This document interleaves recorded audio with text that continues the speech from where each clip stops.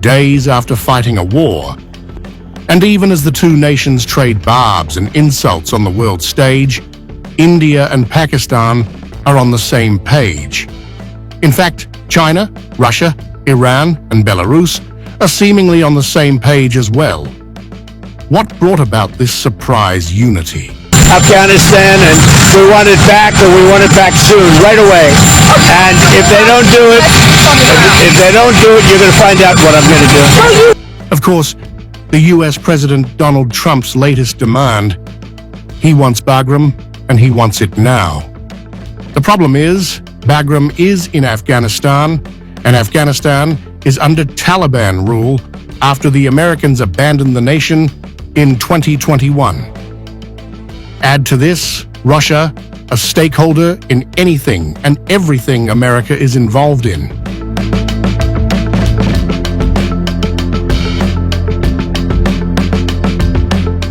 All eyes were on the 7th Moscow format consultations, in which, for the first time ever, a delegation from Afghanistan also participated. This delegation was led by Amir Khan Muttaqi, the foreign minister of the Taliban government, whose biography on the official website of the Ministry of Foreign Affairs of the Islamic Emirate of Afghanistan reveals he was actively fighting the Soviets in his early years. But on the 7th of October, Muttaqi met his Russian counterpart in Moscow. Putin's foreign minister, Sergei Lavrov, welcomed the Taliban leader and called out the West for, quote, the hostile policies of Western countries, which can't be described as anything else, continue to create serious problems in Afghanistan.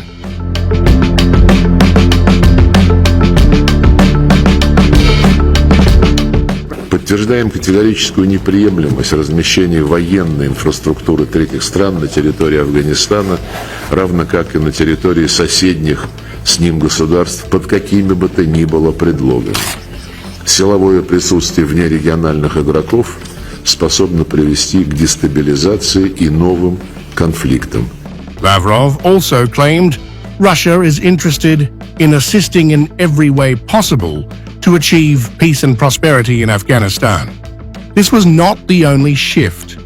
As they say, dynamic situations require kinetic measures.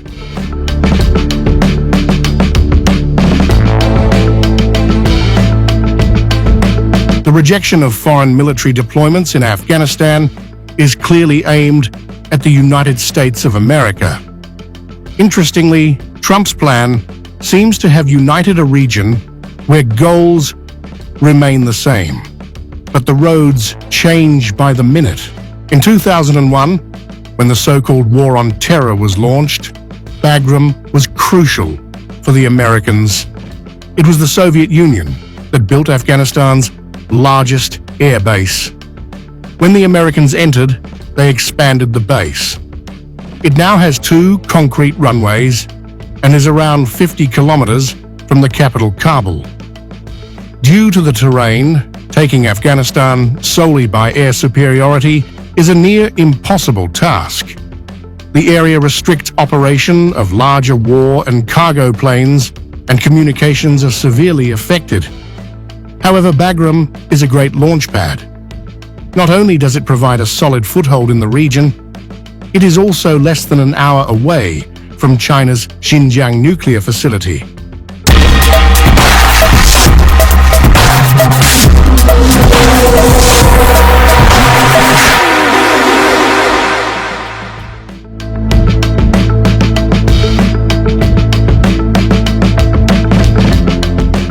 If you start looking at like bagram, the fact that the Trump administration is making these demands to regain the airbase in Afghanistan.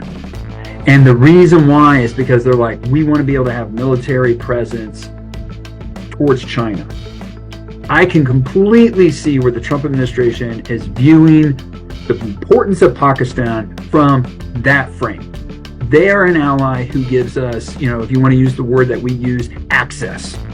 If we have a presence there, it puts us that much closer to China, puts our assets closer to China and Iran. Bagram is essentially a great watchtower that can project military power in the region when required, and that is why it concerns Asian powers. While the US versus China angle is seemingly clear, ties seem to have been growing increasingly frosty between New Delhi and Washington as well. India, which has been paving its own path towards global superpowerdom, is seemingly viewing Trump's plan with caution. The trade and tariff tensions have only been compounded by the White House directly blaming India for Russia's continued war on Ukraine.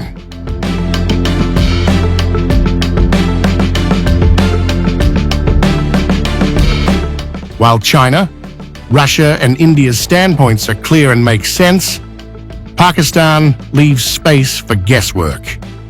Days after Trump first made the bagram demand, he met with Pakistan's Field Marshal Asim Munir.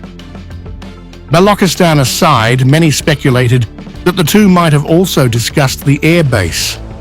In light of the recent Islamabad Taliban tensions and PM Shehbaz Sharif's clear attempts to cozy up to Trump, the Americans no doubt thought they had support for Bagram takeover as well. However, the Moscow consultations clearly reveal that the situation on ground when it comes to global politics is far more complicated